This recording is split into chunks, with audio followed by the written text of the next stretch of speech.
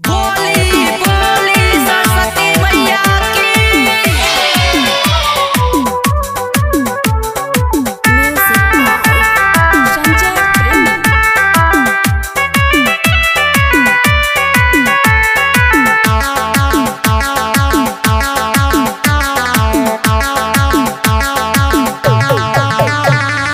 छोड़ी दऊ घरवा के काम सब धंधा, ए भौजी छोड़ी दऊ घरवा के काम सब धंधा, छोड़ी दऊ घरवा के काम सब धंधा। भौजी है निकाल सरस्वती जी के चंदा, भौजी है निकाल सरस्वती जी के चंदा। लागल छै लॉकडाउन काम चलै मंदा, लागल छै लॉकडाउन काम चलै मंदा, लागल छै लॉकडाउन काम चलै मंदा।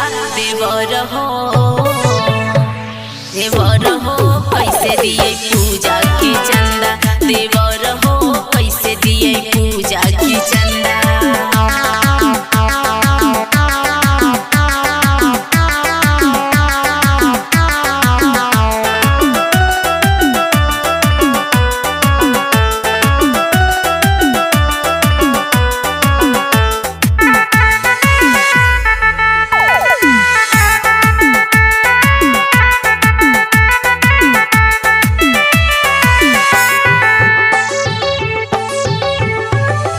पिछले बेर देले रहियो 551, नाही गलियो बढ़िया से नाच सुर सजावन। याद तोरा नहीं छो लागल रही हमर घाटा, अब की बेर करे छी ऑर्केस्ट्रा पार्टी साटा। डीजे पे पी खा के नाच करब गंदा, डीजे पे पी खा के नाच करब गंदा। देवर हो भौजी है बोला बोला, भौजी है निकाल सरस्वती जी के चंदा, भौजी है निकाल सरस्वती जी के चंदा।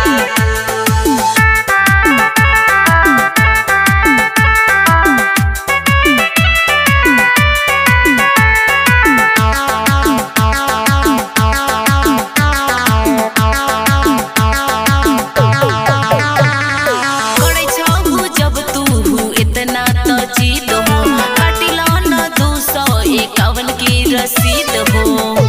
सुना ना, करे छहु जब तू इतना तो जीत हो, काटिला न 251 की रसीद हो।